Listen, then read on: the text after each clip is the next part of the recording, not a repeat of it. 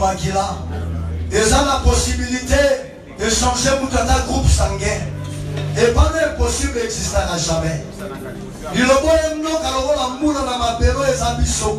Peso ngabongote. Et ça les ambitions makamoto kana kite. Toso ngana kinya na nzoto. Maladie sila na nzoto. Et utiliser pour ça nos puissamment. Potolo ba solo. La parole a été accompagnée avec le ciel. Parlez-nous Jésus. Édifie-nous Seigneur. Console-nous à travers la parole. Dans les noms puissants de Jésus-Christ. Tout ça me dit bongo ensemble de l'obéi. Amen. Tango papa Zoya, mon sakoli, tous au métier de ma beaucoup.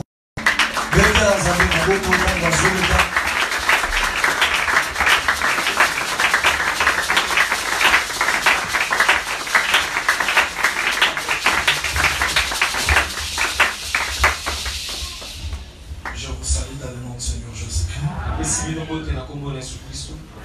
Que le Seigneur vous bénisse. Nous prenons Joël chapitre 2.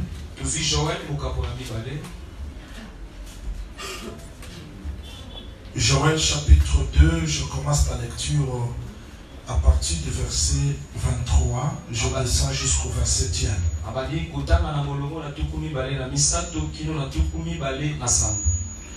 Et vous, enfants de Sion, soyez dans l'allégresse et réjouissez-vous en l'Éternel votre Dieu.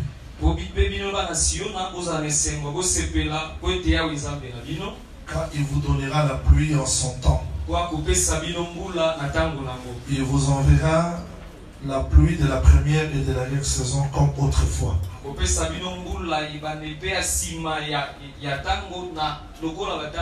Les de bleu, les cuivres regorgeront de mou et d'huile. Je vous remplacerai les années qu'ont dévoré la sauterelle, les gélèques, les asiles et les kazam.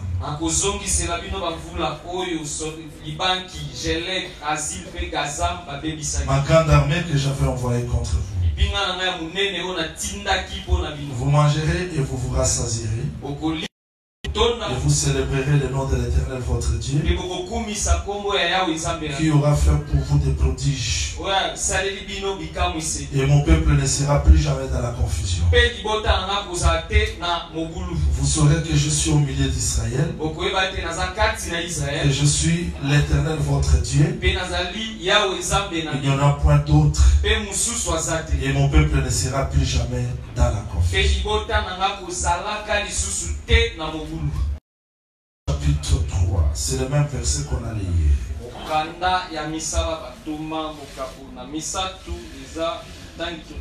Acte chapitre 3, verset 20 jusqu'au 21e verset. Afin que des temps de rafraîchissement viennent de la part du Seigneur et qu'il envoie celui qui vous a été destiné, Jésus-Christ.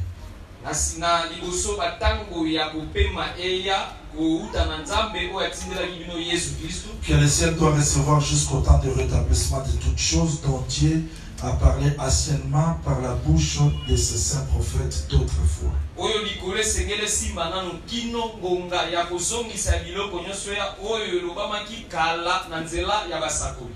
Nous prenons 2e Roi chapitre 4. Je vais lire un verset qui va nous aider. Je suis dans 2e Roi chapitre 4.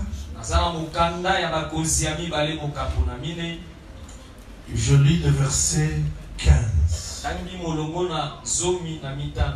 jusqu'au 16e. Et il dit, appelle-la.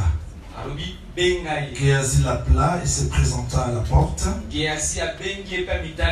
Élisée lui dit, à cette même époque, l'année prochaine, tu embrasseras un fils.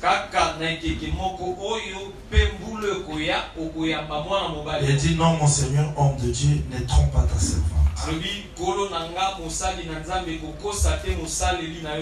Je veux que le Seigneur ajoute l'explication à la lecture de sa parole. Merci Seigneur pour ce temps que tu nous accordes. Nous nous sentons faibles et sans ta grâce nous sommes rien. Accepte de nous parler, de nous édifier, d'ajouter un plus dans notre foi, dans notre connaissance. Nous repoussons tout ce qui ne te confesse pas. Au nom du Seigneur Jésus-Christ, nous avons ainsi prié. Amen. Amen. Je salue aussi les bien-aimés qui nous suivent en direct de Facebook. Ok, nous continuons sur notre enseignement. La promesse de remplacement des années. À travers cet enseignement, nous avons compris et nous allons comprendre qu'il y a toujours la promesse pour le peuple du Seigneur. C'est-à-dire qu'on peut traverser des moments difficiles. Les choses ne peuvent pas marcher. Ce sont des choses qui arrivent. Mais dans la pensée de Dieu, il veut que son église ou son peuple soit toujours dans la joie.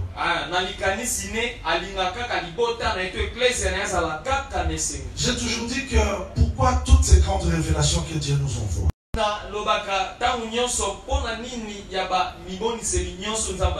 Pourquoi ces enseignements, ces prophéties, ces grandes révélations, si ça ne produit rien dans nos vies? Moi je crois que si Dieu envoie de tels enseignements parce qu'il nous aime. Dieu nous aime, il nous connaît. Voilà pourquoi il nous envoie de tels messages. Et de tels moments sont des moments très spéciaux pour la vie chrétienne. Donc quand on s'approche de Dieu, on doit vraiment être disposé à recevoir quelque chose de sa part. Parce que Dieu ne peut pas envoyer ses serviteurs en vain. Il envoie ses serviteurs parce qu'il sait que tu es là. Et nous croyons qu'on pouvait perdre des années, des histoires, la paix, la joie. Merci Seigneur parce qu'il a promis qu'il va tout restaurer. Donc à travers cet enseignement, Dieu remplacera tout ce qui a été détruit. Est-ce que vous croyez à ce message? Voilà, c'est ce qu'on doit retenir. J'attire votre attention sur quelques points. Voilà ce que Dieu dit. Je suis dans le verset 25. Je vous remplacerai les années qu'ont dévoré la sauterelle, les Gélec, les Hazil et les Gazam. Ma grande armée que j'avais envoyée contre vous. Vous mangerez et vous vous rassasierez. C'est-à-dire, on va manger, se rassasier, parce que Dieu a restauré. Avant la restauration, on mangeait sans être rassasié. Donc on peut manger, mais sans être rassasié. Mais Dieu dit, parce que je vais remplacer, vous mangerez et vous vous rassasiez. C'est pas le tout. Vous célébrerez le nom de l'Éternel. Mon peuple ne sera plus jamais dans la confusion. Je vais sortir ces éléments parce que c'est là que je veux parler aujourd'hui. C'est-à-dire, avant que Dieu remplace les années, les gens mangeaient sans se rassasier. Les peuples étaient là. Il n'y avait pas la nourriture qui pouvait les rassasier. On peut manger. On peut avoir le pain. On peut avoir la nourriture. Mais toute nourriture ne peut pas ôter la mort.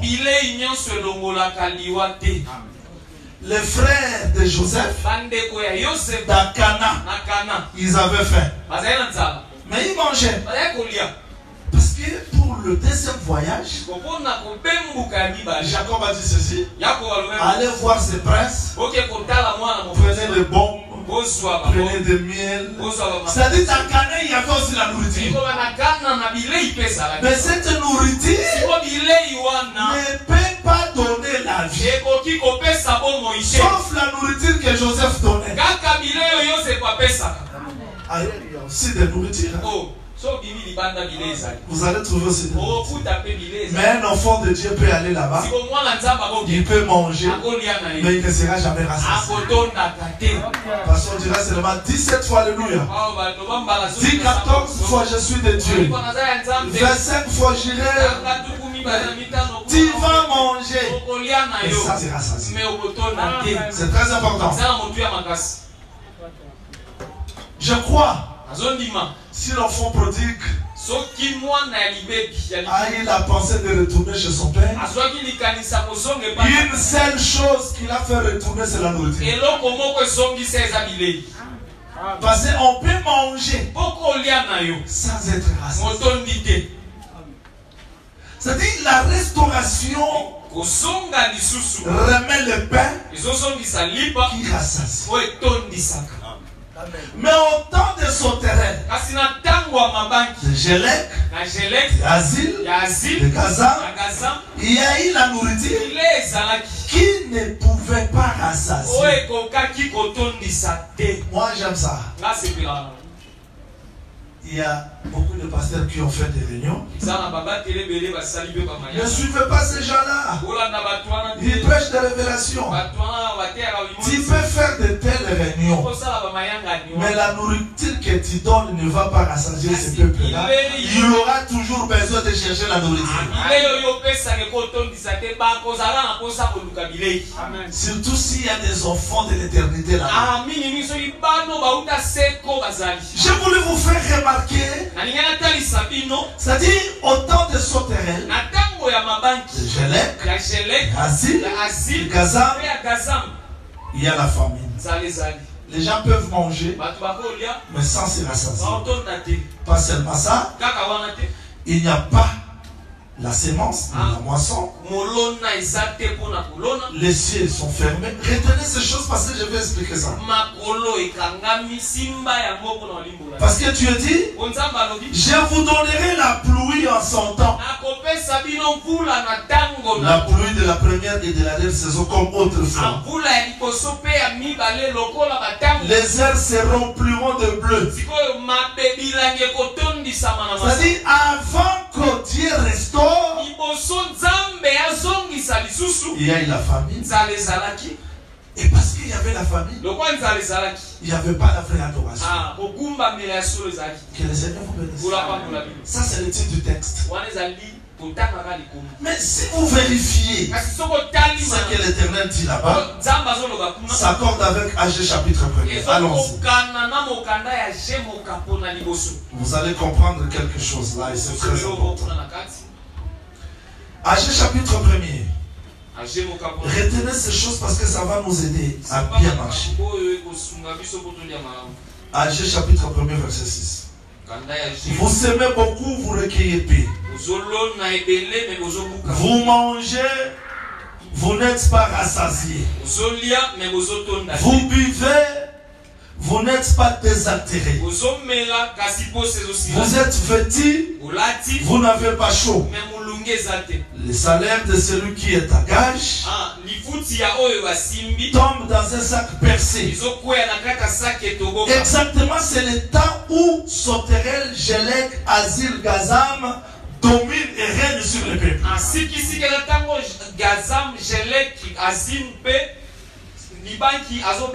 Et voilà la fin de la restauration, c'est que Dieu dit. Quand je vais restaurer, mon peuple ne sera plus jamais dans la confusion. Il saura, j'aime ça, que je suis au milieu de vous. Et mon peuple ne sera plus jamais dans la confusion. C'est-à-dire dans les règnes de Sauterelle, Jelek, Azil, Gazam, il n'y a pas la vraie adoration. Il n'y a pas la sémence. Il n'y a pas le pain. Il n'y a pas la connaissance exacte. Je veux que le Seigneur vous bénisse. Mais quand Dieu va remplacer, ces choses reviennent. Et à la fin, le peuple saura que l'Éternel est au milieu. Ça c'est très important. Non à gauche ni à droite mais au milieu. Ni devant ni derrière mais au milieu. Ça c'est après la restauration. Ça c'est après le remplacement. Nous avons compris hier et aujourd'hui, je continue à dire, cette prophétie, cette portion de la restauration, Dieu donnait ça à un peuple d'Israël qui a connu les ravages des insectes. Et ces insectes-là, c'était des esprits destructeurs à travers des nations. Israël, c'était une ville. Israël, un champ qui a été dévoré. Et il y a eu de différents jugements qui s'abattaient sur Israël. Dieu se servait des nations pour détruire Israël. Mais suivez-moi très bien. Je vais vous faire remarquer des relations qui existent sur ces promesses.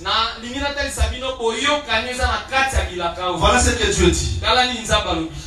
Dites aux enfants de Sion d'être dans l'allégresse, parce que je vais ouvrir les cieux. Retenez ça.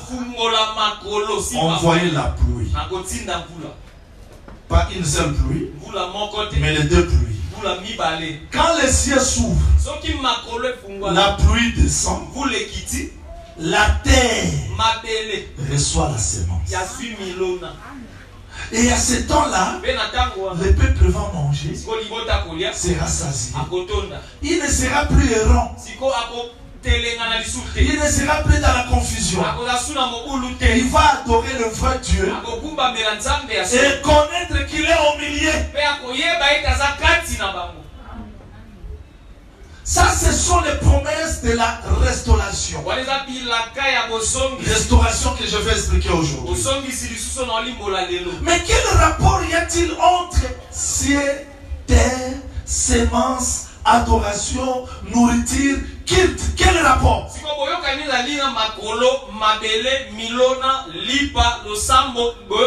C'est-à-dire, si les sauterelles, Jelek, Azil, Gazam détruisent, quand nous regardons les cieux sont fermés. Fermés pourquoi? Parce que ceux qui dominent, ce sont des sauterelles. Et quand vous regardez à la terre, il n'y a pas la sémence.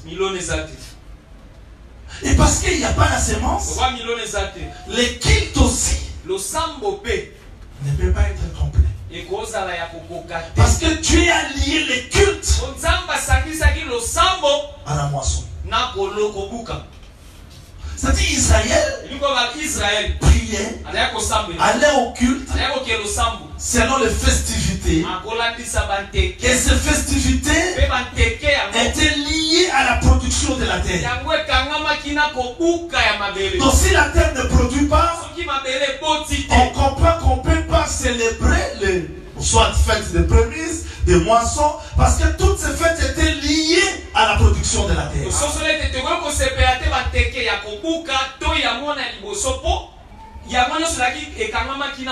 C'est-à-dire aujourd'hui, si les sauterelles dominent quelque part, parce que dans le moment où je vous parle, il y a des sauterelles ici même à Kinshasa, ils sont partout. Ils sont partout. Les esprits séducteurs, ils travaillent partout. Si vous entrez là-bas, les cieux sont fermés. Pourquoi? Les sauterelles. Et si les cieux sont fermés, la terre ne peut pas produire. Quand je parle de la terre, je parle du peuple. Est-ce que tout le monde a retenu ça? Ça, ce sont les textes, il faut bien retenir. Je veux que le Seigneur vous bénisse. Avançons maintenant petit à petit. Jésus vient. Avant d'entrer dans Jérusalem, il commence à pleurer. Jérusalem, Jérusalem, Jérusalem, si tu connaissais le temps de ta visitation, jusque-là, il n'y a pas de problème. Mais les jours viendront où tu seras détruite. Ta maison, tu seras laissée désertique. Oh. Pourquoi? Parce qu'Israël n'a pas compris. Il n'a pas compris le temps de la visitation. Bon, maintenant on se pose des questions. Jésus, c'est toi qui seras rejeté. Quel rapport y a-t-il entre toi et la maison? Il dit votre maison vous sera laissée déserte. C'est la conséquence de l'ignorance. Donc le roi Jésus, quand il est rejeté, la maison est détruite. Si la maison est détruite, les cieux sont fermés.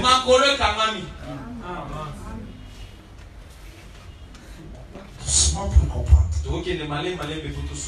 Parce que le temps de la restauration, Dieu rassemble les cieux, temple.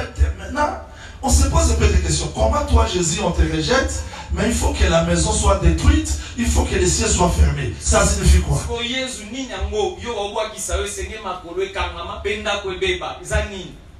Salomon après avoir bâti le temple, il entre. Il fait deux mouvements. Celui qui a construit et c'est celui qui entre. Quand il entre comme ça, il représente le peuple. Il élève les mains. Il dit, Seigneur, si les cieux seront fermés et que ton peuple vienne dans ce lieu, donc il a ramené les cieux dans la maison. Si les ennemis, si les bêtes féroces dans ton pays et que ton peuple vienne dans ce lieu, donc que ce soit les bêtes féroces, il ira dans cette maison. S'il y aura la famine, si ton peuple vient, si le temps de la guerre, et si les cieux seront fermés, si ton peuple vient dans ce lieu, quand il termine, il tourne. Il bénit le peuple. Donc Salomon était à la fois sacrificateur et prophète pour bénir le peuple. Donc Jésus avait raison de dire que son rejet, le temple aussi sera détruit. Oui, oui. Je vais expliquer quoi? Je vais seulement dire que si Israël mange, il n'est pas rassasié parce que le temple est détruit. Si le temple est détruit, c'est que les cieux sont fermés parce que Salomon a lié tout dans lui. Amen. D'accord? On peut maintenant monter pour dire que quand le roi Nabucodonosor arrive, est-ce que lui avait besoin du temple ou bien du roi? Il a besoin de prendre le roi pour que lui, le roi en Israël. Mais quand il prend le roi, il détruit aussi le temple. C'est qu'il y a le mariage entre le roi et le temple.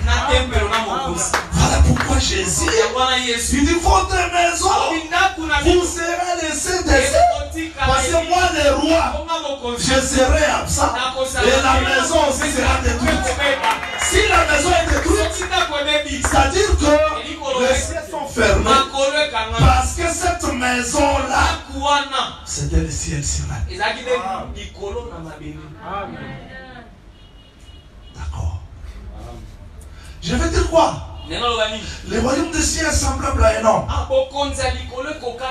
qui a organisé le festin pour son fils. Il envoie les serviteurs pour inviter les gens. Dit, écoutez, c'est le temps de la fête. Les invités ont décliné l'invitation. Il envoie pour la deuxième fois. Les invités vont battre les invités. Maintenant, le propriétaire de la maison dit, parce que ce peuple est indigne de répondre à mon invitation, j'envoie mon armée. Vous voyez ce terrain? Vous voyez ce terrain? J'envoie mon armée à aller détruire leur maison, détruire tout, parce qu'il a refusé de croire au message. En réalité, nous disons, l'état où Soterel, Gelek, Azil, Gazam dominaient, c'était le temps de la désolation. C'était le temps où le ciel était fermé. C'était le temps où la terre ne pouvait pas produire. Retenez, Israël pour sortir de l'Égypte, c'était au mois des épis. C'était le temps où la terre produisait. Et il est entré dans Canaan dans la même période. C'est-à-dire que si la terre ne produit pas, il n'y a pas de culte, il n'y a pas de pèlerinage, il n'y a pas la joie. Parce que les rachats se faisaient et la joie était manifeste quand la terre produit. Mais quand les sauterelles détruisent tout, il n'y a pas la joie. Parce que la terre ne peut pas produire. Voilà pourquoi Moïse était clair dans Deutéronome chapitre 26, 1, 2.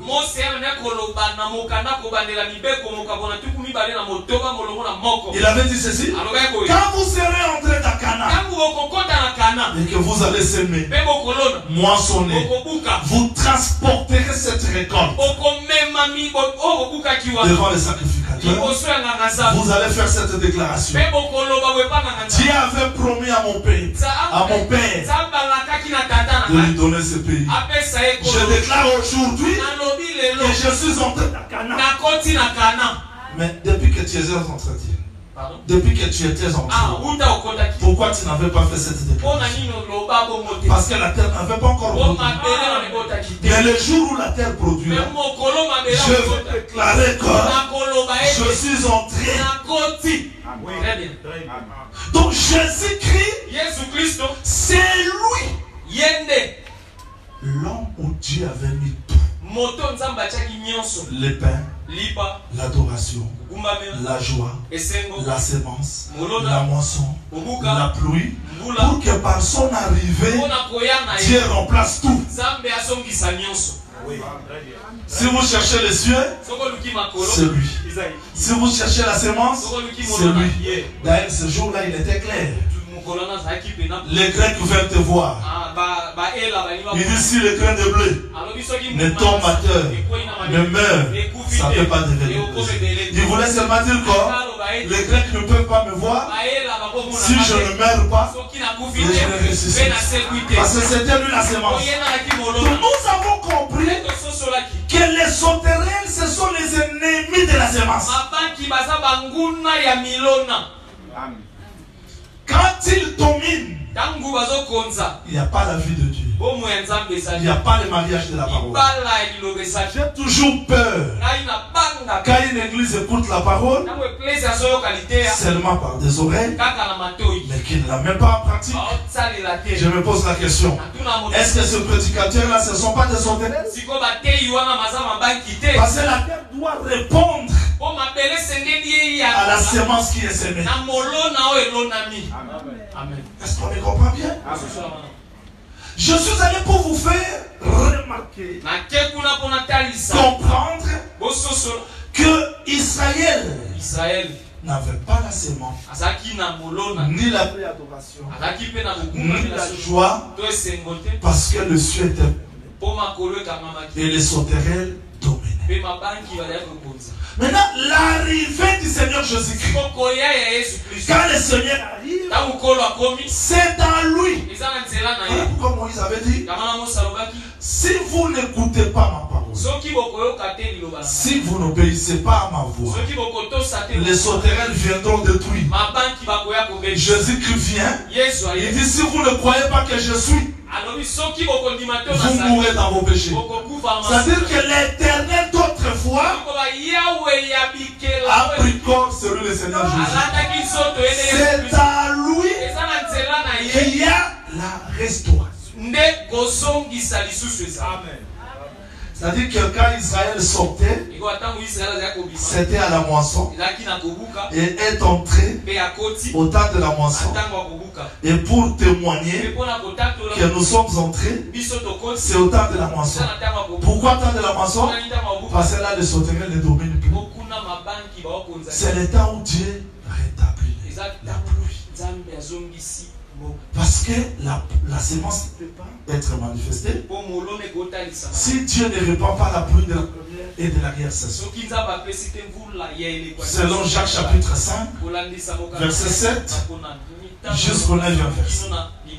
Voilà, nous avons compris que quand les sauterelles dominaient, l'homme était abandonné. Et Israël jusqu'aujourd'hui, il est dans l'errance. Parce qu'il attend toujours le temps de rétablissement. Est-ce que tout le monde a compris? Tout le monde a compris. C'est-à-dire que l'arrivée du Seigneur Jésus-Christ, c'est lui le remplacement de toutes les années. Donc celui qui reçoit Christ aujourd'hui est entré dans les remplacements. Israël qui a rejeté Christ est resté dans l'errance, dans la souffrance. C'est-à-dire, quand Dieu dit je vous remplacerai, il n'a pas commencé là-bas chez Lac. Il a dit, enfants de Sion, soyez dans la négresse. Car l'Éternel votre Dieu vous donnera la pluie en son temps. C'est-à-dire, quand Dieu ouvre les cieux, il envoie la semence, la pluie. Et la pluie fait germer la semence à la terre. Il y aura maintenant l'adoration complète. Il y aura la joie. Et nous allons dire que Dieu a restauré. Dieu a remplacé. Que le Seigneur vous bénisse. Voilà ce qui est arrivé un jour. Je crois avoir parlé ça hier. Mais aujourd'hui, je ne veux pas entrer dans la profondeur là. Les prophètes viennent parce qu'ils voyageaient. La femme était toujours stérile. Stérile. Elle plairait. Elle ne pouvait pas même adorer les dieux. Elle était dans la confusion. Parce que c'est la stérilité qui domine. Et tout ce temps, les prophètes mangeaient. Ils partaient. Ça, c'est Dieu dans les premiers sacerdoces. Il mangeait les offrandes, mais il ne s'est jamais arrêté parce qu'il n'y avait pas une maison. Donc Élisée faisait de va-et-vient. Il vient, il mange, il passe, il rentre, il mange. Mais quand on a construit une maison pour lui, il ne va plus voyager. Il vient, il entre dans la chambre, il dort. Je dis que Dieu, avant de trouver le corps de Jésus, il était toujours voyageur. Il montait, il descendait, il mangeait les offrandes. Mais quand Jésus est venu, c'est lui la maison où Dieu te fait entrer, se reposer, dormir, pour répondre aux besoins de l'homme. Mon problème n'est pas là-bas. Mon problème c'est sur la restauration. Suivez. Que Dieu vous accorde l'intelligence pour me comprendre ici. Je veux que Dieu ouvre les yeux de votre cœur. Je veux que Dieu augmente votre intelligence. Remarquez. Le prophète dort sur son lit. Avant d'appeler cette femme, il dort. Il s'est réveillé. Ça, c'est la mort de la résurrection. Il dit, appelle-la. Et n'est-ce pas que la femme n'est pas entrée dans la maison? Elle est là à la porte. Maintenant, entre la femme et le prophète, il y a un serviteur. Donc le serviteur pouvait prendre les paroles du prophète, dire ça à la femme. Prendre la femme et dire, j'aime cet homme-là. Donc il connaît tout. Le prophète dit, demande à la femme, qu'est-ce qu'on peut faire pour elle? Parler devant le roi. Le chef de l'armée, la femme dit non, je suis en paix. J'aime la précision de cette écriture. La femme n'a pas dit à ses serviteurs, dis au prophète, je n'ai pas des enfants. C'est seul les serviteurs. Quand il a pris le parole, il dit à la femme dit non, je n'en ai pas besoin. Ce seul serviteur qui tourne, je vois. Il n'y en a pas d'enfant. Donc c'est-à-dire que les serviteurs connaissaient le fond. Connaissaient le fond de cette femme. Maintenant le prophète dit, suivez bien ce mouvement. Je reviendrai. Il dit, bon, femme, parce que tu nous as traités avec bienveillance, l'année prochaine, même époque, tu auras l'enfant. La femme dit, ne me trompe pas. Je pouvais m'arrêter là-bas. Ne me trompe pas. Ça se fait quoi? Ne me trompe pas. Ne trompe pas ta servante. Comment tu as cru que c'était serviteur de Dieu, c'était prophète de Dieu, mais comment tu dis ne me trompe pas? Alors que le prophète dit, l'année prochaine, tu as. Mais la femme, pour qu'elle dise Amen, ou bien ça va se faire comment? Elle dit, ne trompe pas ta servante. Vous voulez l'explication? Vous voulez l'explication? Et le prophète n'a pas dit, pourquoi tu as douté? Il n'a pas répondu. Le prophète parle. L'an prochain, la femme a eu l'enfant. C'est-à-dire que ce que le prophète a dit, ce n'était pas le mensonge. Mais quand l'enfant grandit, un jour, il est tombé malade, il meurt.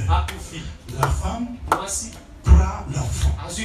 Suivez bien parce que là, je parle de remplacement. Elle prend l'enfant. Elle a cherché si sa maison pouvait avoir 5 chambres. Elle a laissé les chambres. Cette chambre-là s'appelle Jérémie, Jean. Elle cherche la chambre haute. C'est-à-dire qu'il y a une maison haute au-dessus de toute maison qui s'appelle Jésus. Elle monte là. Elle prend l'enfant. Elle dépose sur le lit. Pourquoi? C'était ça la source. Là où elle a trouvé l'enfant, elle dépose. Maintenant elle part. Elle court. Vous m'entendez? Vous avez besoin d'explication? Elle arrive chez le prophète. Elle ne dit pas, mon fils, je ne t'avais pas dit. Ne trompe pas. C'est-à-dire que c'était ça seulement l'intercession. Je t'avais dit, ne trompe pas ta servante. Donc elle savait que la vraie bénédiction ne peut pas venir comme ça s'il n'y a pas la restauration. Je suis descendu un peu là-bas pour vous ramasser à faire comment. Donc, tu m'as dit quoi? Attends. Jésus dit, soyez bénis. Quelqu'un vient, il guérit. Ne dit à personne. Pourquoi? C'était pas encore la vraie guérison. Mais on attendait quoi? Il fallait que l'enfant mette à la résurrection. Ce qui était comme mensonge devait devenir vrai. Maintenant, qu'est-ce que le prophète a fait? Seulement, je ne t'avais pas dit ne trompe pas. C'est que cet enfant-là que tu m'avais donné, cette vie-là n'était pas la vraie vie. Mais la vraie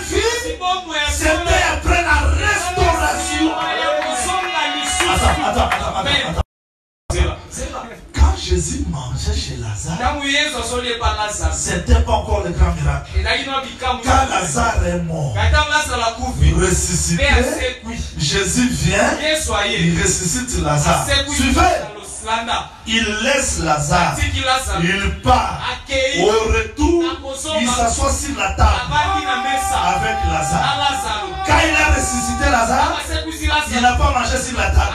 Il a laissé Lazare. Il part. Au retour, il s'assoit sur la table avec Lazare. Mais au pied, il y a Marie. Sur la table, il y a Marthe.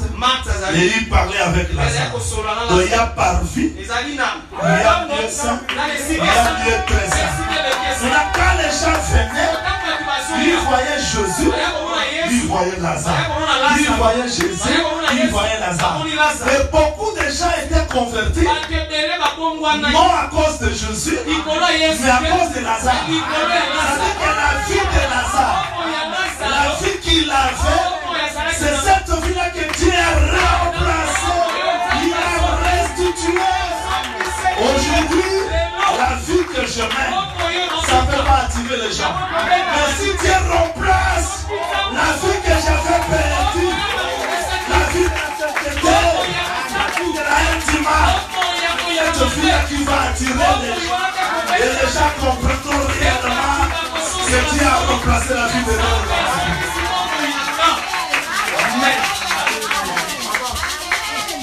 Est-ce que tout le monde comprend bien ce que je dis?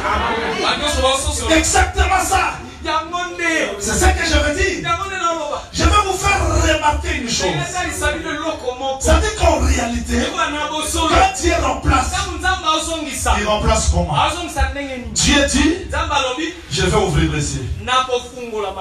Là, je précise. Montez ensemble avec moi. Comment est-ce qu'Élisée a remplacé la vie? Il envoie les serviteurs voir. Et le serviteur vient avec les bâtons. Il n'y a pas la restauration. Maintenant lui-même, j'aime ça. Dieu ne dit pas, les prophètes viendront remplacer. Il dit, moi, je remplacerai. Ça dit que c'est lui qui était la source de remplacement. Il pouvait remettre les yeux aux aveugles. La mort, il remettait la vie. Parce que c'est lui qui est venu remplacer la vie que l'homme a perdue. Géasi vient, il voit l'enfant sur le lit, il met les bâtons, l'échec. Ah, j'aime cette soeur. Hein? Elle est restée au pied du prophète. Elle n'a pas suivi le Seigneur. Elle n'a pas besoin de ça. Elle a besoin seulement de la vie.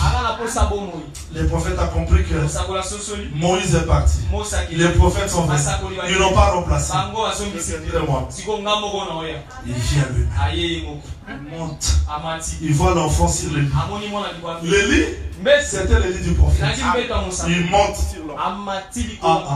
Prophète, toi tu es vieux, l'enfant est petit, tu vas monter comme moi. Je donne l'explication. Du fort qu'il était, grand qu'il était, il devait devenir petit, s'identifier à nous. Donc à la croix de Golgotha, qui était le lit, Dieu tout puissant. C'est ce que Salomon a dit. Dieu, comment le ciel des cieux ne peut pas te contenir. Mais cette maison, je réponds, Dieu tout puissant deviendra petit pour rentrer dans. J'aime. Quand le prophète est venu, voilà le mouvement qu'il a fait. Vous êtes? Vous êtes? Tous étaient restés à l'extérieur. Il entre seul. Je remplace. Au singulier. Il prend la ferme. La porte. Il ferme la porte. Pour que Branham entre. Pour que Jean entre. Vous voulez entrer? Non, le remplacement, c'est lui seul. Il ferme la porte. Il reste là. Lui seul monte. J'aime ça. C'est le remplacement. Dieu n'a pas remplacé la vie d'une autre personne. Il a pris sa propre vie. Il a remplacé la autre vie.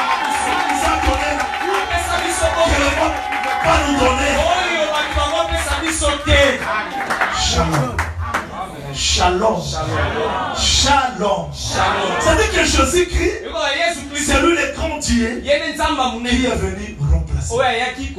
J'aime la procédure. Voilà la procédure. Dieu dit, les cieux, je vais ouvrir les cieux. Je vais ouvrir les cieux. Et la pluie vient. Je vais vous remettre les pains. Vous allez manger. Pas seulement manger. Manger à satiété. Vous adorerez. Et vous allez comprendre. Je ne peux pas laisser ces choses comme ça. Je les ramasse un peu ça. Donc, les remplacements. Parce que vous pouvez partir dans des églises. Beaucoup de gens peuvent vous suivre ce verset. Le Seigneur a dit, je remplacerai les années qu'on dévorerait le souterrain. Souterrain, c'est l'église catholique. Genève, c'est le protestant. C'est que le catholique a dévoré, c'est que le protestant a dévoré, c'est que les pentecôtistes ont dévoré. Ils ont dévoré quoi? Parce que l'église ne sera jamais dévorée. Il faut faire la différence entre Sarai et Sarah. Sarai, Pharaon a sémé. Mais Sarah, les portes de ce jour de mort ne promettront jamais contre elle. Israël, c'était lui la première femme où les Babyloniens devaient entrer. Là, je parle avec les Écritures. Tu as une sœur. Celui que tu as maintenant. Vous connaissez le nom de ce saint-là? Vous ne connaissez pas? Oh. Vous ne connaissez pas le nom de ce saint? Vous ne connaissez pas le nom de ce saint? Vous ne connaissez pas le nom de ce saint? Oh, je ne veux pas raisonner. Je ne veux pas raisonner. Je ne veux pas raisonner. Deuxième roi chapitre 17. Verset 24. Le roi d'Assyrie fit venir des gens de Babylone, de Kit, d'Ava, de Hamath, de Chavin, les établis dans la ville de Samarie. Voyez ça. Ce sont les cinq maris qui dominaient Samarie. Et le sixième, c'était Rome. Ça dit, ils étaient là, ils dominaient. Alors, vous voulez seulement parler de la loi? Je crois aussi comme ça. Je crois aussi que quand Jésus est venu, c'est lui le septième mari. Parce qu'il a trouvé déjà 6. Je crois. Mais ça, c'est la pensée réelle du texte. Amen. Donc, je vais dire quoi? Sauterelle, Genève, Asir, Gaza ne détruisent pas l'église. Vous savez pourquoi? Parce que l'église, j'ai dit ceci quelque chose hier. J'ai dit que quand David, il est arrivé dans Tchiklag, il est resté là. Et l'absence de 3 jours seulement, Amalek est venu frapper Tchiklag. Mais David, après avoir prié, il a poursuivi. Il frappe Amalek. Il récupère, moi j'aime ça. Il récupère ses femmes, ses enfants et tous ses biens. Rien n'était perdu. Donc ce que Christ a fait, il a récupéré tout. Suivez-moi très bien. Les Samaritains, a ramassé cet homme à demi-mort. Il n'était pas mort. Donc nous n'étions pas morts. C'est comme la brebis. Bien que dans les griffes de lion, mais Dieu n'a pas permis que la brebis meure. Donc quand on se prosternait devant des statues, quand on priait des chapelets, Dieu n'a pas permis qu'on soit mort. Mais qu'est-ce qu'on fait? Prophète Jean, vous dites que l'église n'a pas besoin des restaurations. Qu'est-ce qu'on fait? Il y a la différence. La brebis qui est retirée du don de lion, de griffe de lion, elle n'est pas morte, mais peut avoir des blessures qu'on doit continuer à traiter. C'est comme le Samaritain dit à l'autre, continue le traitement par le vin et par l'huile, mais il n'est pas mort. Ils n'ont pas compris? C'est-à-dire que l'église, si on doit traiter, on traite des septons. Mais il y a la différence entre les septons et la lèpre.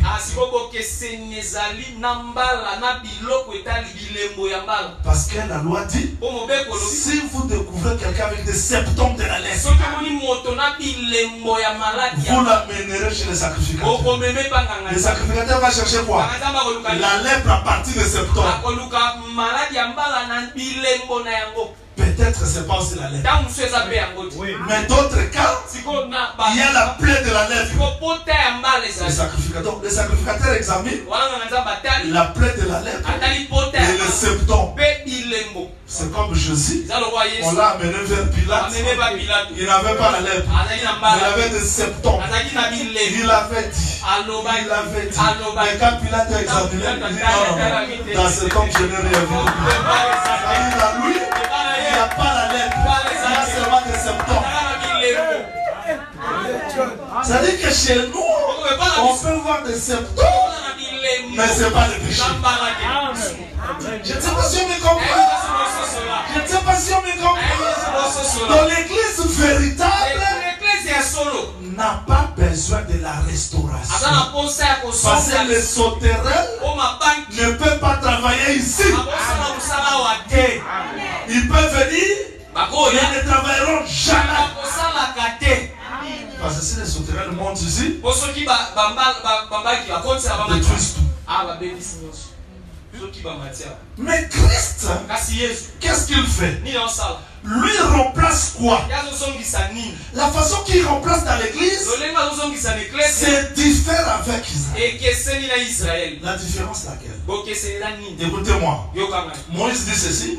Les sacrificateurs, s'il veut prendre une femme en mariage, il prendra la vierge. Vous voyez? La vierge, il ne prendra pas une femme réputée. Il ne prendra pas une femme prostituée. Mais il pourra prendre, ça c'est maintenant Ézéchiel, la veuve, femme du sacrificateur, dont le sacrificateur est mort à la croix. Il a laissé une femme veuve. Quand le sacrificateur viendra, il prend la vierge, l'épouse. Mais quand il voit la femme prostituée là-bas, il ne prend pas. Quand il regarde la femme divorcée, Israël, incrédule, il ne prend pas. Mais il prendra la femme veuve du sacrificateur. Ça c'est la grâce qui rentre dans la maison d'Israël. C'est-à-dire que les remplacements c'est différent. Ici consiste pour nous l'église et pour la maison d'Israël. Parce que Zacharie a vu les nations se rassembler devant Jérusalem pour les attaquer. Parce que c'était ça les rassemblements des sauterelles. Et Christ reviendra pour remplacer les cultes, pour remplacer la nourriture dans la maison d'Israël. Que le Seigneur vous bénisse. Est-ce que tout le monde m'a compris? Tout le monde m'a compris. Je pars rapidement pour terminer. Je pars pour terminer. Rapidement, allons-y. Allons-y, je ne peux pas arrêter comme ça. Il faut que je vous donne la pensée. Je vous remplacerai les années qu'ont dévoré la sauterelle. Ce que Dieu remplace, ce sont les années. Vous mangerez. Vous vous rassasiez. Vous célébrerez le nom de l'Éternel votre Dieu. J'aime ça. Et mon peuple ne sera plus jamais dans la confusion. Vous saurez. Je vais m'arrêter là-bas. Vous, non. Là, dans cette pensée. Vous saurez que Jésus, au milieu, dans Israël, si Dieu le restaure, il ne peut pas chercher Dieu à gauche, à droite, au nord, au sud. Il tournera ses regards au milieu. Parce que Dieu est là.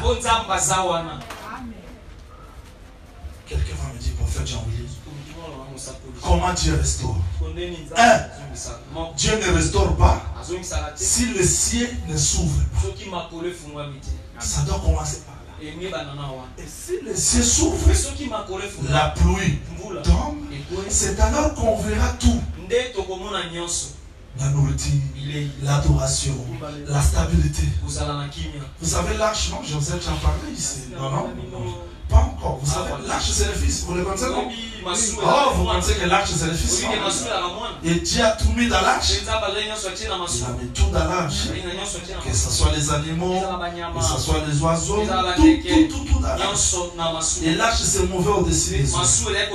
J'ai toujours prêché que l'arche, c'était le ciel sur la terre. C'était la pensée de Dieu. Et tout était dans l'arche. Et l'arche voyageait. Comme le de Dieu qui se mouvait au-dessus des eaux. L'arche voyageait.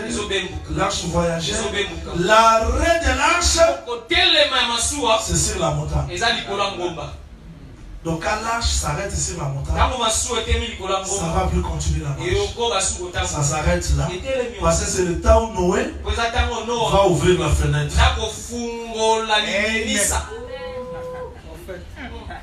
Parce que Jésus était l'arche. Dieu a mis tout dans lui. Et quand il marchait, il faisait quoi? Il marchait sur les eaux. Il cherchait les lieux d'adoration. Mais à la montagne de Golgotha, il s'arrête. Ça, c'est le terminus de l'arche. Maintenant, on doit aller là. Ouvrir pour que la colombe sorte et que le corbeau sorte. C'est-à-dire que sur la montagne, il y a la restauration. Parce que Dieu doit ouvrir la fenêtre, ressortir tout ce qui était dans l'arche.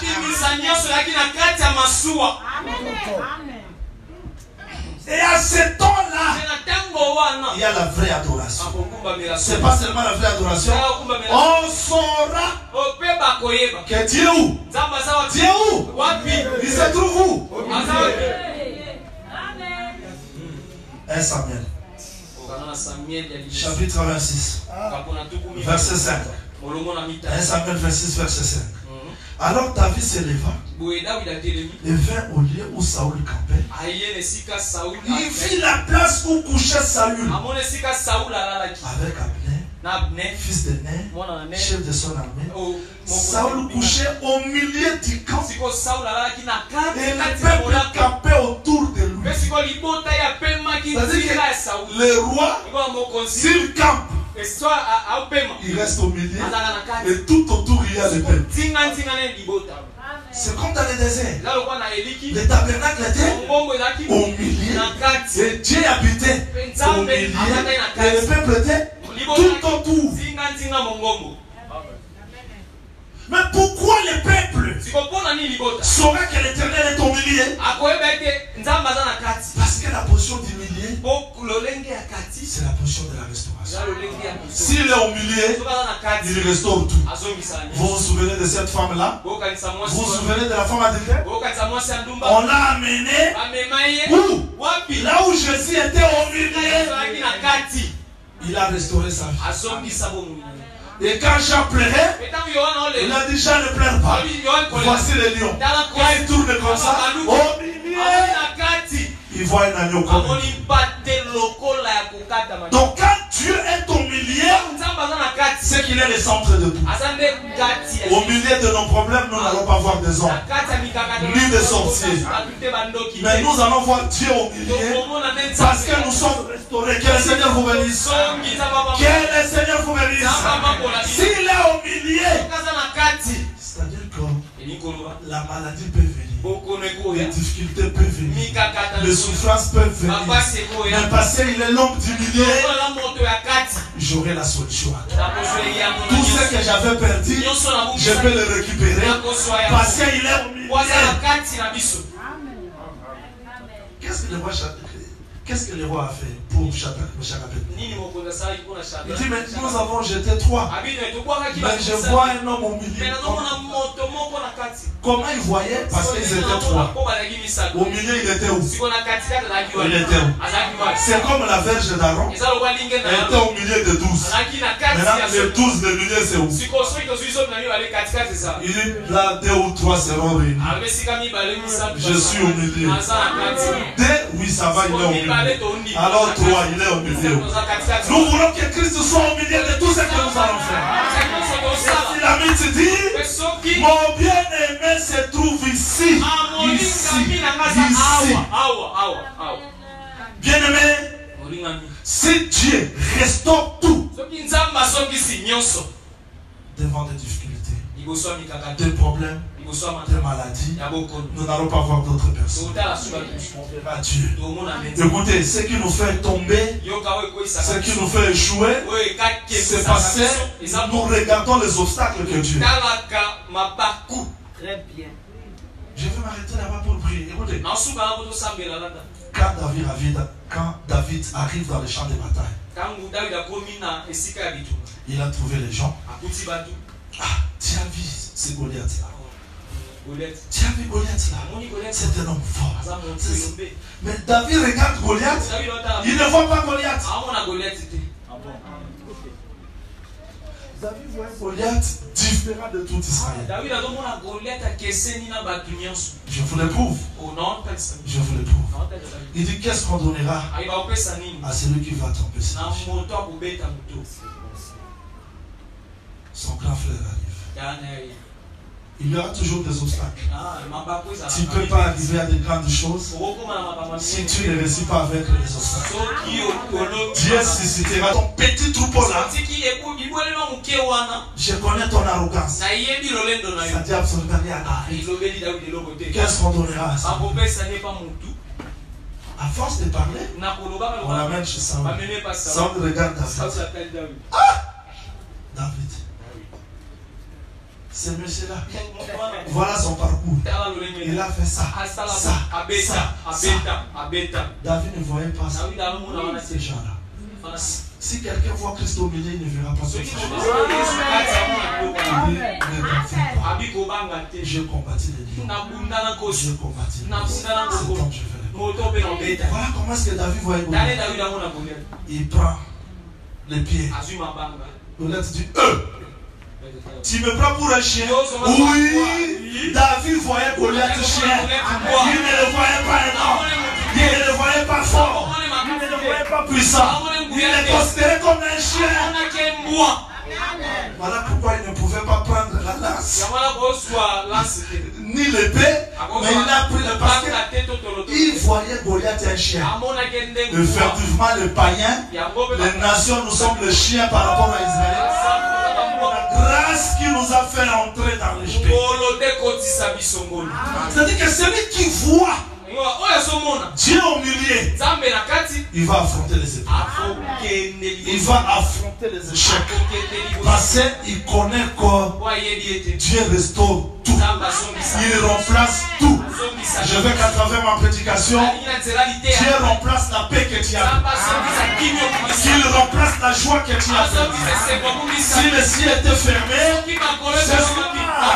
je veux que le ciel s'ouvre. Je ne voyais personne dans ton malheur. Beaucoup déjà parlent de combats spirituels, mais ne comprennent pas les combats spirituels. Frère Pierre dit, soumettez-vous à Dieu et résistez au diable. Mais nous, on veut résister au diable.